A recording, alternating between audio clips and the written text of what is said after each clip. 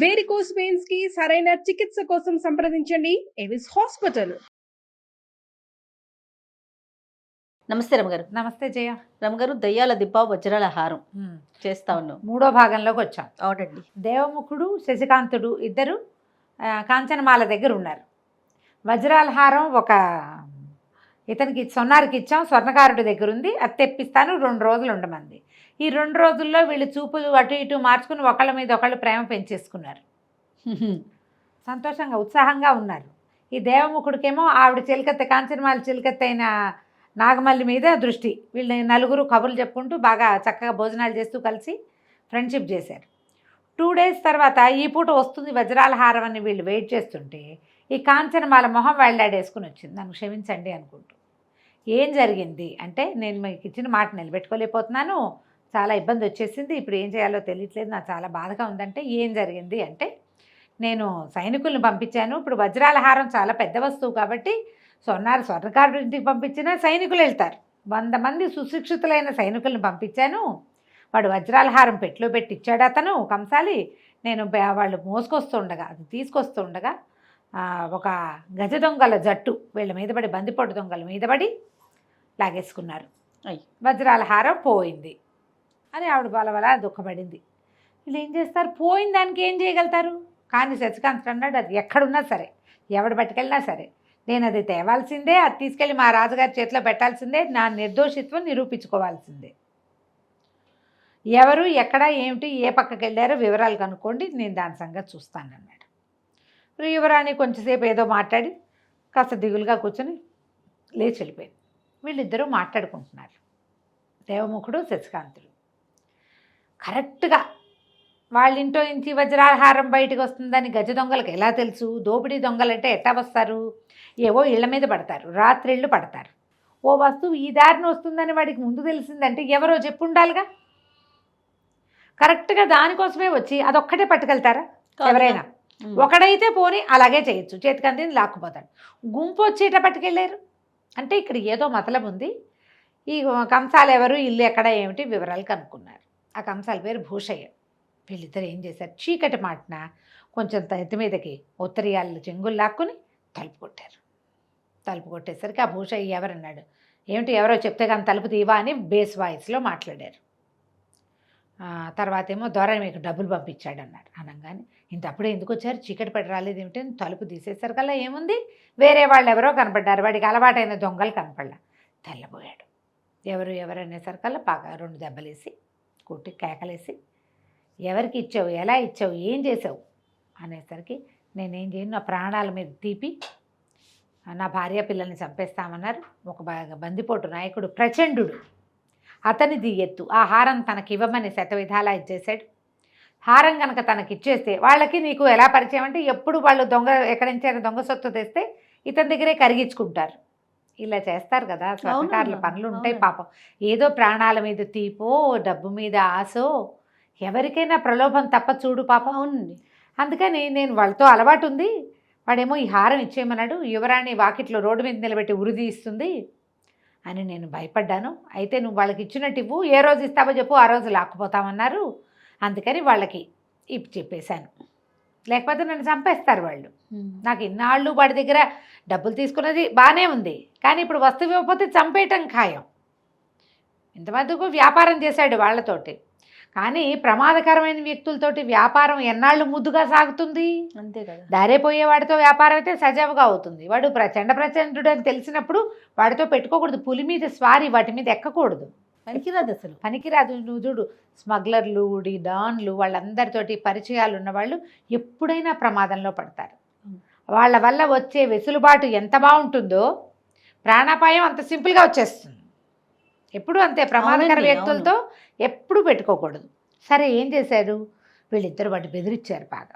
బహుశా నీ ప్రాణాలకు మా ప్రాణాలు అడ్డేస్తాం, యువరాణికి అప్పచెప్తాం, ఆవిడ కూడా నేనేమందు నేను చెప్తాను, వాళ్ళు ఎక్కడుంటారో చెప్పు అని దారి పటమంతా గీయించుకుని యువరాణి దగ్గరికి వెళ్ళి జరిగిందంతా చెప్పి, ఈ భూషయ్యని వీడు పెళ్ళాం పిల్లల్ని ఎప్పుడో ఊరు దాటిచ్చేసాడు.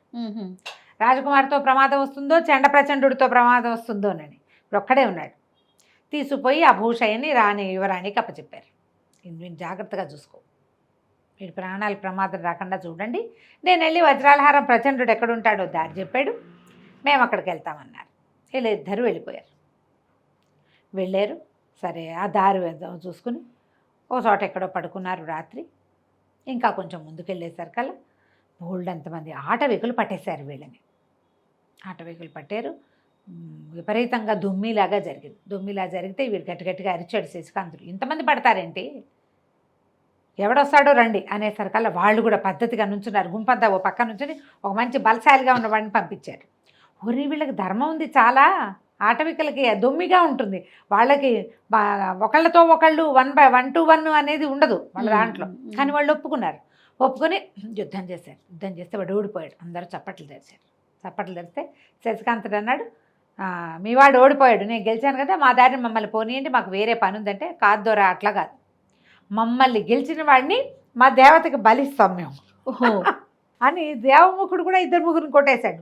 అందుకని ఇప్పుడు దేవముఖుడిని బలి ఇవ్వాలి, శశికాంతుడిని బలి ఇవ్వాలి.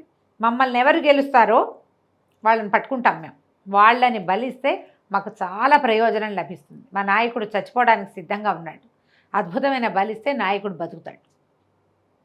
మా ఊళ్ళో ఉన్న మంత్రగాడు చెప్పాడు, పదండి అని వీళ్ళిద్దరిని ఈడ్చుకుపోయారు. తాళ్ళేసి కట్టేశారు, పైనుంచి వలేసేసారు. ఇంకా గింజుకున్నా యుద్ధం అంటే చేస్తారు కానీ వలలేసి కట్టేశాక జంతువులాగా ఇక అప్పుడేం చేస్తారు, ఏమీ చేయలేకపోయారు. వాళ్ళ వెనకాల పడి వెళ్ళారు. తీరా అక్కడికి వెళ్ళేసరికల్లా అప్పటికి 3 రోజులైంది వాళ్ళు బయలుదేరి.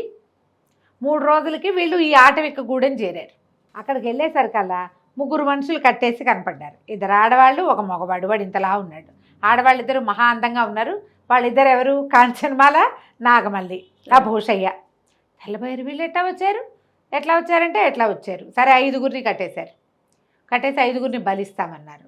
శశికాంతుడు ఆశ్చర్యపడి, మీరెందుకు వచ్చారు రాకుమారి ఇక్కడికంటే, మీరు వెళ్ళిపోయాక భూషయ్యతో చాలా మాట్లాడిచ్చాక వాడు పొరపాటు ఏం చెప్పాడు, మిమ్మల్ని వేరే దారిలో పంపించాడు. దగ్గర దారి ఒకటి ఉంది ప్రచండుణ్ణి చేరటానికి, ఆ వేరే దారిలో వాళ్ళు కాపు కాస్తారు, వాళ్ళకి మీరు దొరికేలాగా వీడు ఏర్పాటు చేశాడు. మీకు ఏదైనా ప్రమాదం వాటిల్తుందని అక్కడ ఇంట్లో ఉండలేకపోయాము నగర్లో, అందుకని భూషయ్యని తీసుకుని చిన్నదారి గుండా మేము వచ్చాము, వీళ్ళు మమ్మల్ని పట్టేశారు. అక్కడేమో ఆడాళ్లే యుద్ధం అని 2-3 అమ్మాయిలు పంపించారు. యువరాణి బ్రహ్మాండంగా తిప్పుతుంది కత్తి, నాగమల్లి కూడా ఏం తక్కువదేం కాదు. ఈవిడ ఓడిచ్చేసింది వాళ్ళని. ఓడిచ్చేస్తే ఎవరు గెలిస్తే వాళ్ళని బందీలు. అందుకని 3గురిని కట్టేశారు. మాకు అందరినీ బలిస్తామన్నారంటే లబో దిబోమని ఆ భూషయ్యము ఏడుస్తున్నాడు, నన్ను వదిలిచ్చేసండి, నా ప్రాణానికి నీ ప్రాణం అడ్డేస్తానన్నావు, ఏం అడ్డేసావు చూడు, ఇక్కడ కట్టేశారు. యువరాణి వద్దన్నా కూడా నన్ను లాక్కొచ్చింది, ఇప్పుడు నా పిల్లలకి ఎవరి గతి అని వాళ్ళు అవలేపా అని ఏడుపు. సరే చూద్దామనుకున్నారు. ఇంతలోపల ఏమైంది, వీళ్ళు జనాలు కట్టేసి వీళ్ళని ఒక పల్లకి లాంటిది మోసుకొచ్చారు. ఆ పల్లకి మీద ఒక ముసీలిగా ఉన్న ఒక ఆయన ఆటవికుడు కూర్చుని ఉన్నాడు. ఏ క్షణానో చచ్చిపోయేలాగున్నాడు. అయితే ఆయన నాయకుడు చేతికిట చేయి కదిలినప్పుడు కనపడేది ఒక వజ్రాల హారం కనిపిస్తుంది. ధగమంటుంది. ఈ శశికాంత్ ఆశ్చర్యపడి యువరాణి చూపించాడు. అదేనంటే అదే మంది. ఎందుకంటే ఈ హారాన్ని నకలు బొమ్మ చూశాడు కానీ ఒరిజినల్ హారం వీళ్ళు చూడలేదు. ఆ ఒరిజినల్ హారం ఎవరికి తెలుసు, ఒకటి భూషయ్యకి తెలుసు, కాంచనమాలకి నాగమల్లికి తెలుసు, ఈ అబ్బాయిలిద్దరికీ తెలియదు. ఇంతలో వాళ్ళు గట్టిగా కేకలు పెట్టాడు మంత్రగాడు వచ్చి, ఈ అద్భుతమైన వీరుల్ని, ఈ వీరశిఖామణిని, వీరవనితల్ని కనుక బలిస్తే మన దొర బతుకుతాడు, మనకేదో మంచి జరుగుతుంది, దొర బతకాలంటే ఏదో చేయాలి. ఈ మాట్లాడుతూ ఉండగానే ఆ దొర కాస్త చచ్చిపోయాడు.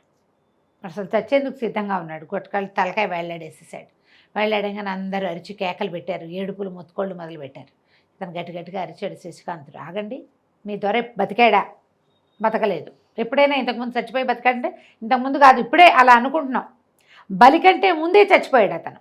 నాకు తెలుసు మీ అమ్మవారు మిమ్మల్ని బలి ఇవ్వద్దంటోంది, నాకు చెప్పింది అన్నాడు. అనేసరికల్ మంత్రగాడు ఆశ్చర్యపడి, మా అమ్మవారు మాకేనాడు చెప్పలేదు, పెద్ద శాంభవి విగ్రహం ఉంది అక్కడ, మీరందరూ చూస్తూ ఉండగానే ఇట్లా వంగి నా చెవిలో ఒక మాట చెప్పింది, బలి ఇవ్వద్దంటోంది అంటే మేము ఒప్పుకోమన్నారు. వాళ్ళు ఒప్పుకోమంటే మీ నాయకుడితోటి చెప్పిస్తాను చూడండి అన్నాడు.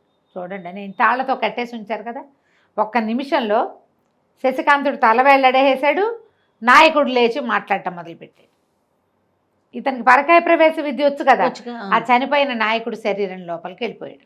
వెళ్ళటం ఏమిటి, వెంటనే ఘోషణగా వద్దు వీళ్ళని వదిలేయండి, ఈ నాగరికుల్ని, అమ్మవారు చెప్పింది, వంగి వీడి చెవిలో చెప్పడం నేను చూశాను, ఆ క్షణాన్ని నా ప్రాణం పోయింది, ఆ మాట చెప్పడానికే నన్ను మళ్ళీ బతికిచ్చింది. ఈ వజ్రాల హారాన్ని వాళ్ళకి అప్పచెప్పి వాళ్ళని పంపించేయండి అని చెప్పేసి నాయకుడు పడిపోయాడు. వెంటనే శశికాంతుడు తలెత్తేసాడు. తర్వాత ఏం జరిగిందో మనం వచ్చే భాగంలో తెలుసుకుందాం. ఓకే రమ్మ గారు, నమస్తే. నమస్తే జయ.